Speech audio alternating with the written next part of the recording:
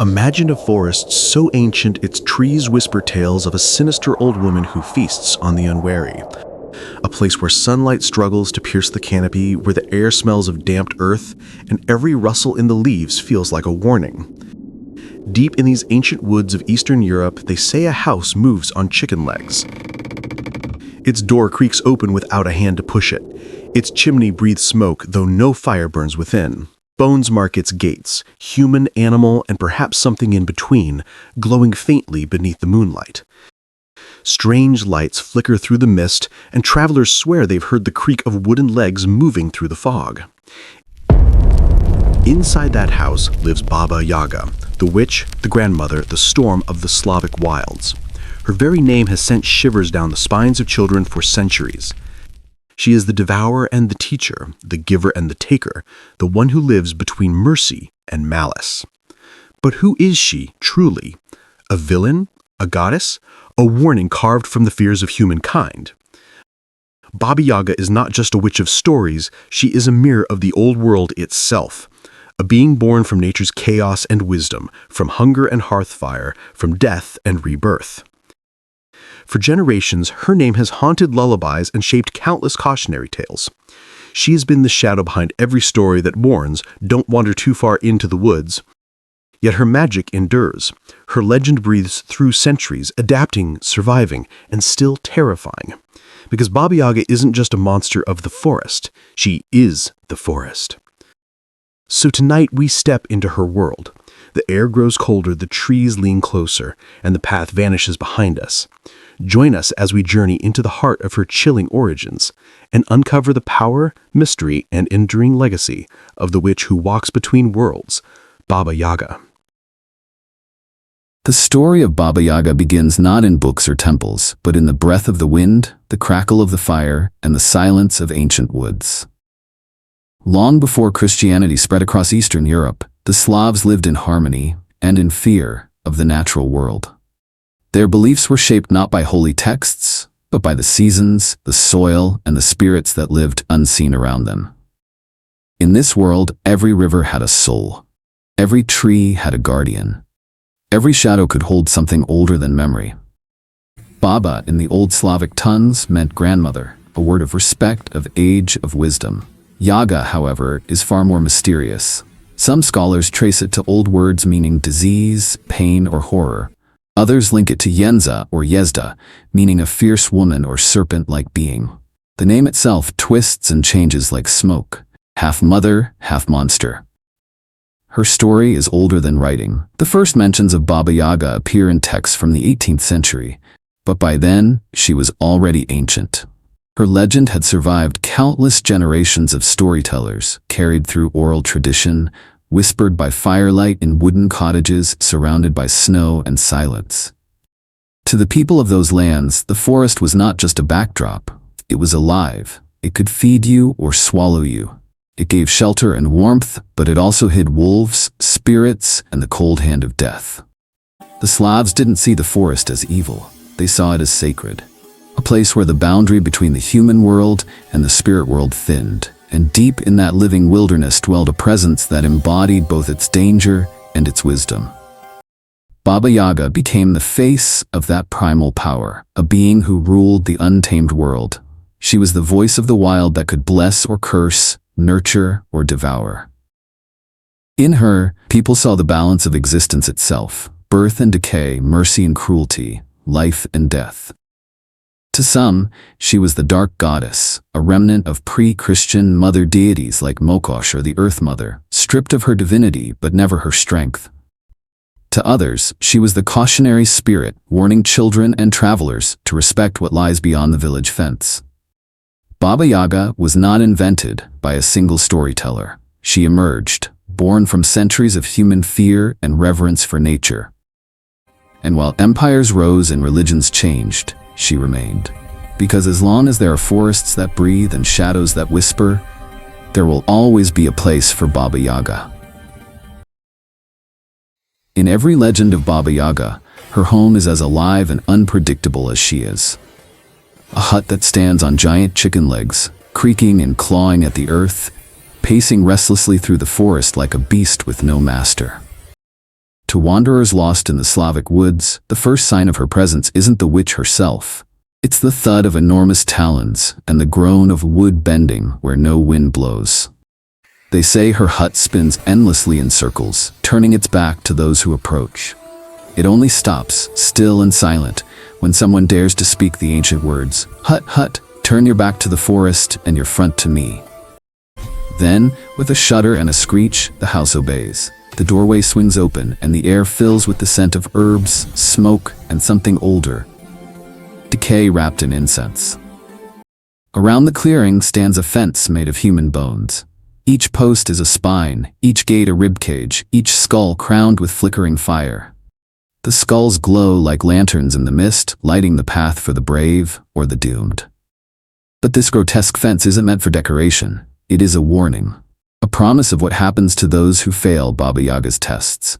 For every skull once had eyes that saw her hut, and a mouth that begged to leave. Inside, the hut is both home and trap, a maze of contradictions. Its walls are hung with bundles of drying herbs, feathers, and charms carved from bone. Jars of strange shapes and colors line crooked shelves, potions, poisons, preserved things that were once alive. Mortars and pestles lie scattered among tools of both healing and harm. The smell of ash and moss fills the air, thick and ancient, like the breath of the forest itself. In some tales, the hut shifts in size, small enough to fit in a glade one moment, towering over treetops the next. To the innocent, it might appear welcoming, smoke curling gently from the chimney, a warm light at the window. But to those who carry darkness in their hearts, the house reveals its true form. A creature of wood and bone, alive, breathing, and watching. Many storytellers believe the hut is more than a dwelling. It is alive, bound to Baba Yaga like a familiar spirit. It moves when she commands, hides when she sleeps, and attacks when she hungers. Some say it walks on chicken legs because it stands between worlds. Not quite of the earth, not quite of the heavens. The chicken, in Slavic symbolism, is a creature of dawn, a herald of the liminal hour between night and day. The hut, then, is not merely a home.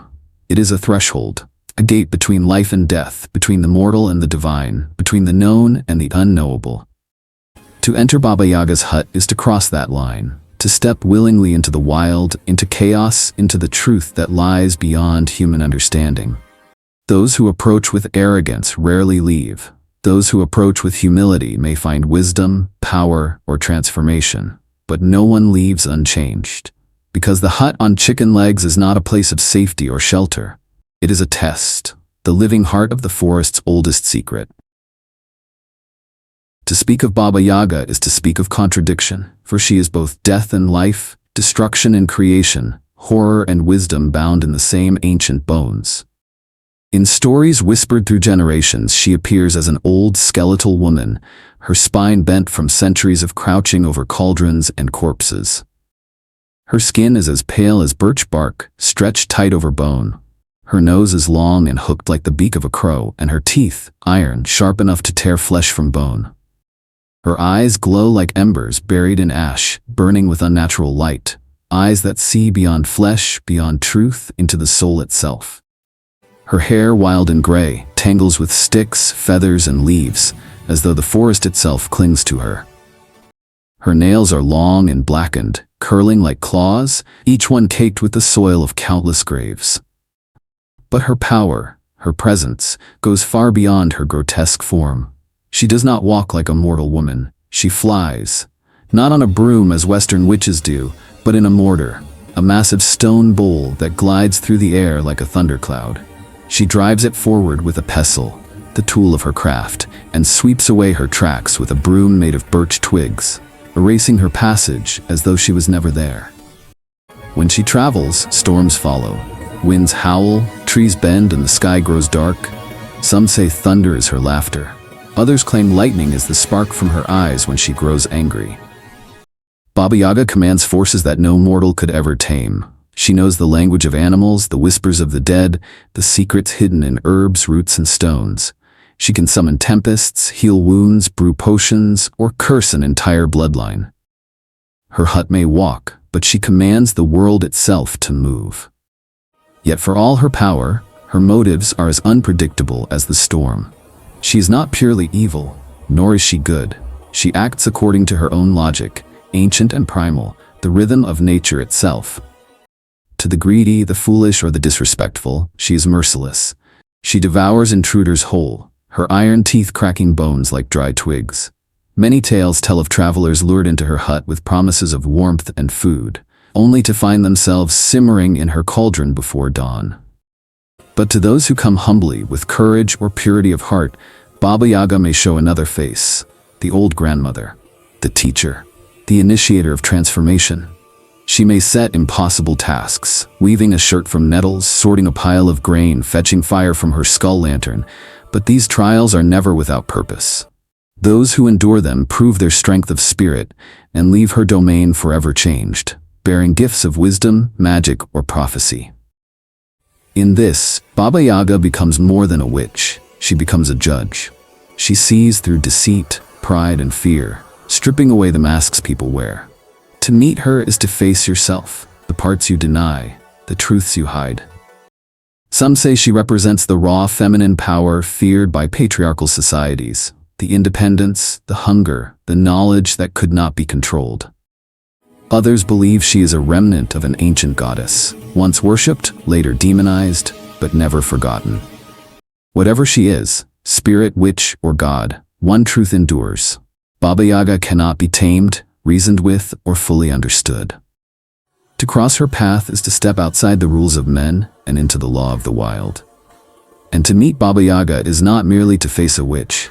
It is to face the soul of the forest itself, the test of all who dare to seek wisdom in darkness. To understand Baba Yaga is to understand the threshold, the place where one thing ends and another begins. She is not simply a witch who lives in the forest. She is the keeper of its borders, the space between light and shadow, between safety and peril, between what is known and what lies beyond the firelight. In every myth, she stands at the edge, the guardian of transitions, the gatekeeper between the human world and the wild, between the living and the dead. To encounter her is to stand at the boundary between what you are and what you could become. Scholars often describe Baba Yaga as a liminal being, one who exists in the in-between, the space that defies human order. She does not belong to the village, nor entirely to the forest. She is part of both, yet ruled by neither.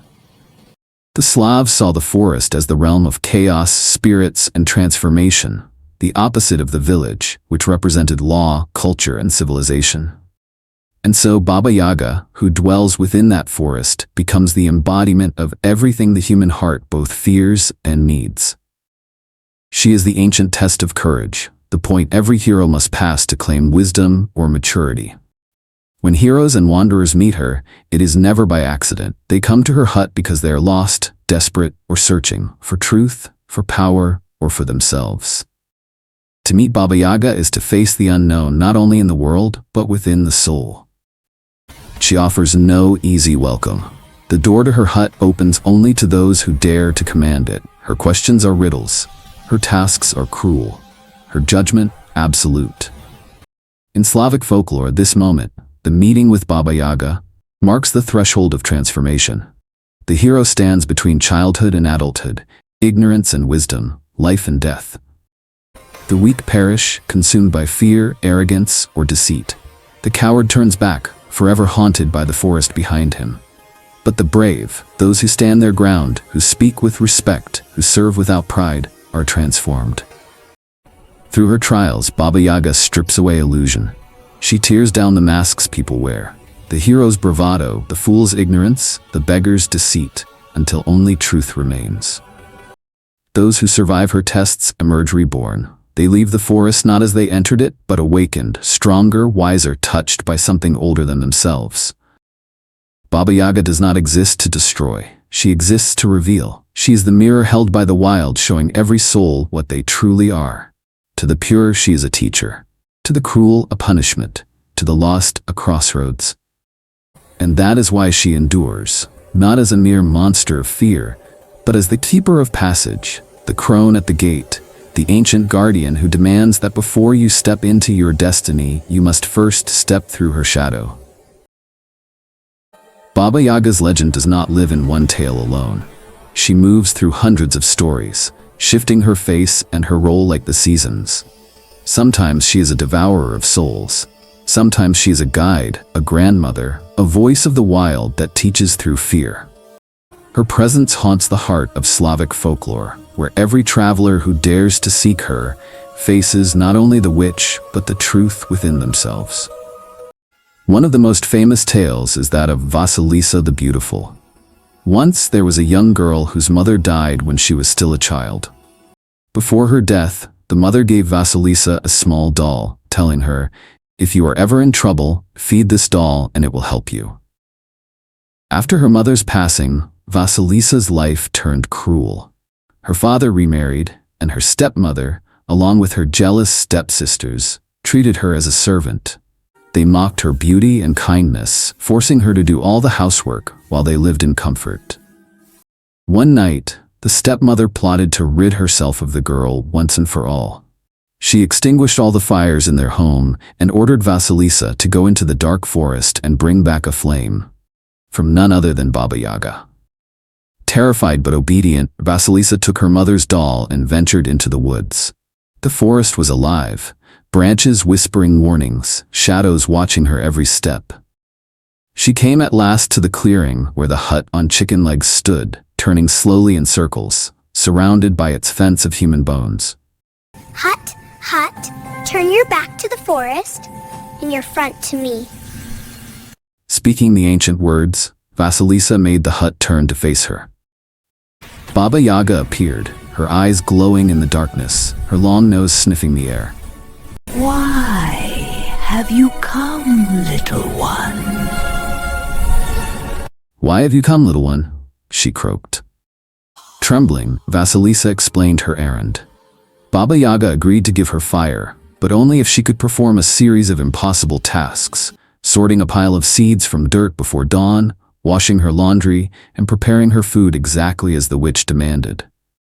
Vasilisa despaired, but each night, her doll came to life and completed the tasks for her. Baba Yaga was impressed, for no mortal should have succeeded. She sniffed the air again, muttering, There is something pure about you, not the scent of greed nor deceit. At last, the witch handed her a skull filled with fire, mounted on a stick. "Take it," Baba Yaga said. "This is the light you came for, and may it serve you as you deserve." When Vasilisa returned home, her stepmother and stepsisters mocked her, but when she set the skull upon the table, its burning eyes flared. The fire leapt forth, consuming the cruel women until nothing but ashes remained.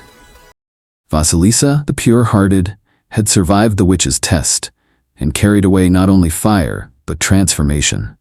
She had crossed the threshold of fear and emerged reborn. Another famous story tells of Ivan the Fool, a simple young man who, unlike his clever brothers, often acted from kindness rather than cunning. When he sought a way to save his family or find fortune, he too turned to Baba Yaga. As always, she did not make it easy. She demanded tasks that no ordinary man could complete. Fetching water from the bottomless well, guarding her herd of mystical horses, or finding the feather of a firebird. Those who approached her with arrogance or attempted to trick her were quickly destroyed, turned into ash, bone, or beasts. But Ivan, though clumsy and naive, treated Baba Yaga with honesty and respect. He bowed before her, shared his bread, and called her Grandmother Yaga. Amused by his humility, she tested him, and finding his heart sincere, granted him her aid. Listen closely, young Ivan, for the secrets of the old magic will guide your path. With her magical advice, Ivan completed the impossible and returned home triumphant. In every tale, the pattern is the same. Baba Yaga is not a mindless villain, nor a merciful savior. She is balance itself. To the cruel, she is punishment. To the worthy, she is wisdom. To the lost, she is the path forward. Her tests are never random. They are mirrors. Each challenge she gives reveals what lies beneath the surface: greed, deceit, courage, or compassion.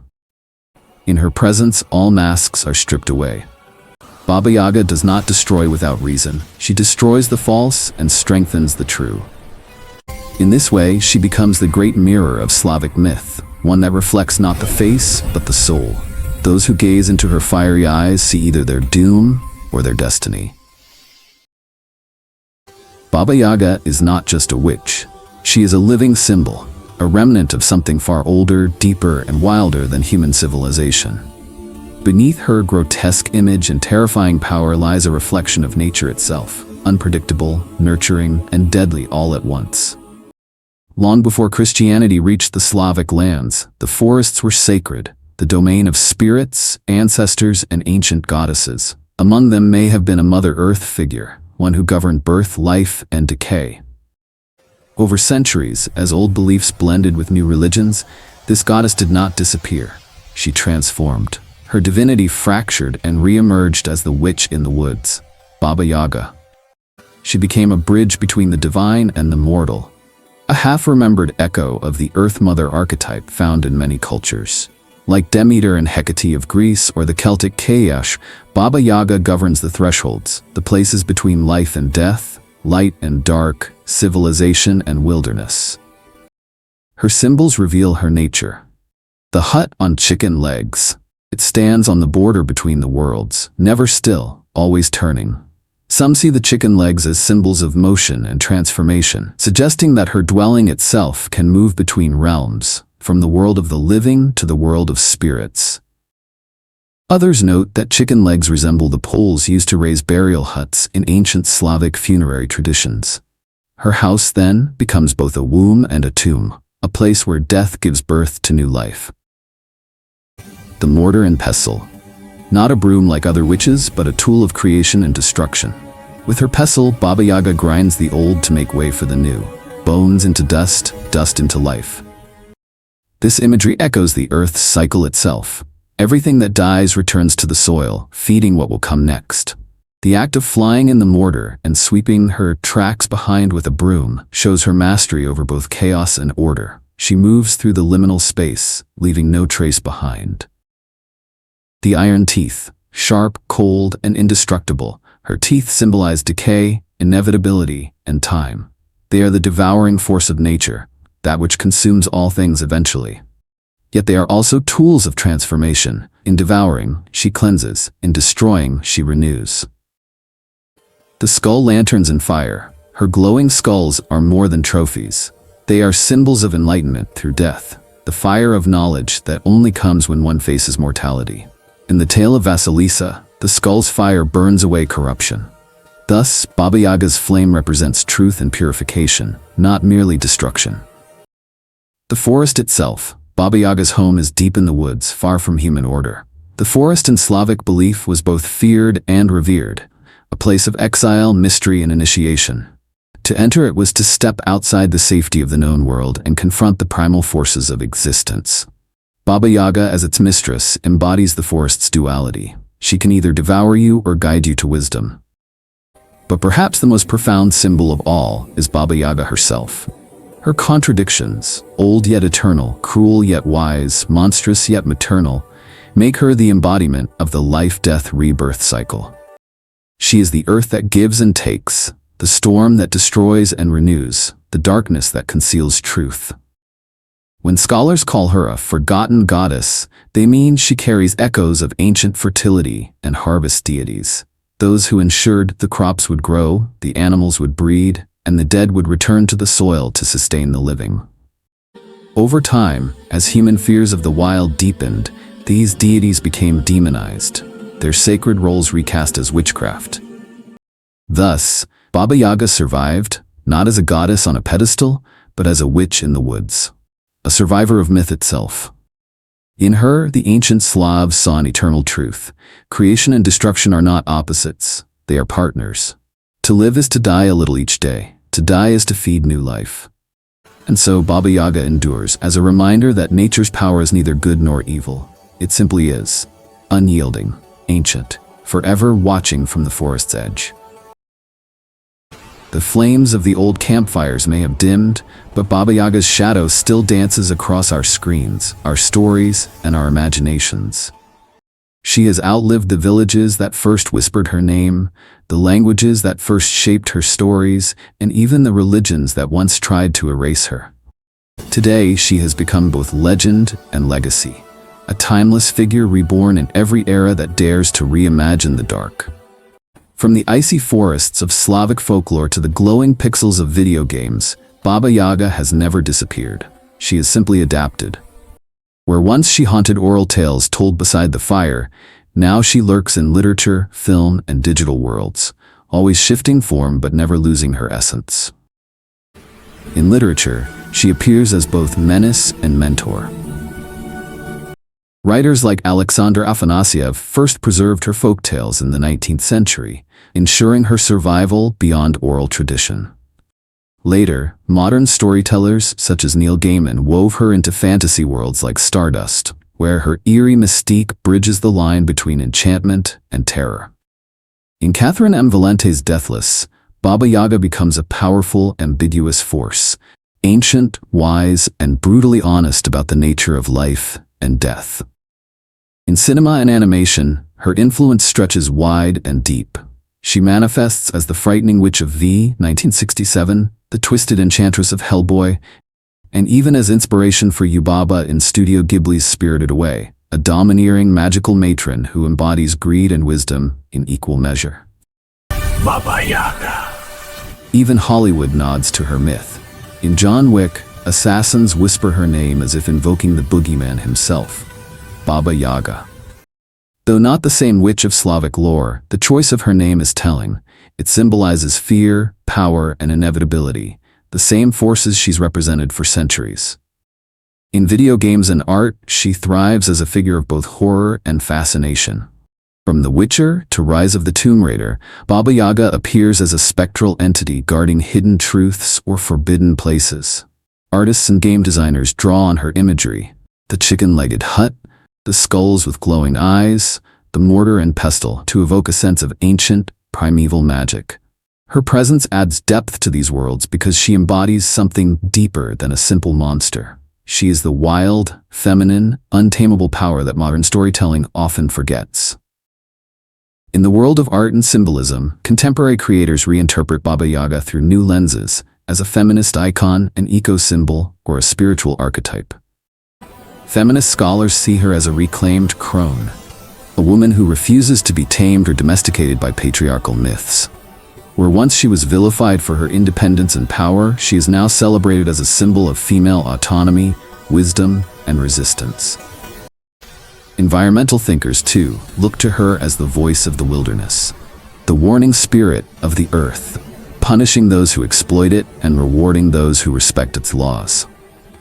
Yet despite these reinterpretations, one truth remains constant.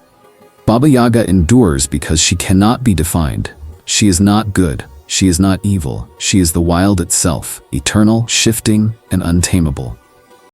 She reminds modern humanity of what was once known instinctively, that the forest is not merely a backdrop for adventure. It is alive, aware, and ancient. That power, especially feminine power, is not always gentle or nurturing. It can be fierce, protective, and terrible. And that to meet Baba Yaga, even today, is to stand face to face with the forgotten parts of ourselves. The instinct, the fear, the wisdom buried beneath centuries of civilization. So whether she's a horror icon, a video game boss, or a feminist archetype, Baba Yaga still whispers the same warning carried through the ages. Respect the wild, respect the old ways, for the forest remembers. And in that whisper, part threat, part blessing, we find the true heart of her myth. She was never meant to vanish into fairy tales. She was meant to follow us, all the way into the modern world. They say the forest remembers every footstep, that every whisper between its trees is an echo of something older than words. And if you walk far enough through the mist and the silence, you may still feel her, the weight of unseen eyes watching from the shadows. Baba Yaga is not a tale that ends neatly. She was never meant to be conquered or explained, only encountered. She is the question that lingers long after the fire has died, the shiver that crawls up your spine when the night grows too quiet. She is not a lesson to be learned, but a mystery to be respected. In her, the Slavs captured something primal, the truth that nature does not bow to human will. It feeds and destroys, it gives and takes, and it answers to no one. Baba Yaga is that truth. She is the forest that devours and shelters. The storm that cleanses and kills. The voice that asks not, "Are you brave?" but "Are you worthy?" And perhaps that's why her legend still breathes. Because she speaks to the part of us that still stands at the edge of the woods, uncertain whether to enter. To face her is to face the wild in ourselves. The instincts we bury, the fears we pretend to outgrow, the wisdom we've forgotten how to hear. She reminds us that not all who dwell in the dark are evil, and not all wisdom wears a kind face. Sometimes, the truth must snarl before it teaches. So the next time you find yourself deep in the woods, when the air turns thick and still and the wind seems to whisper your name, don't run. Listen. Because the old witch may still be watching, waiting, not to harm but to judge, to see if you walk with respect or arrogance, if you seek knowledge or power, if you come with fear or with reverence. And maybe, just maybe, she'll let you leave her forest alive. But even if you do, you will never leave unchanged.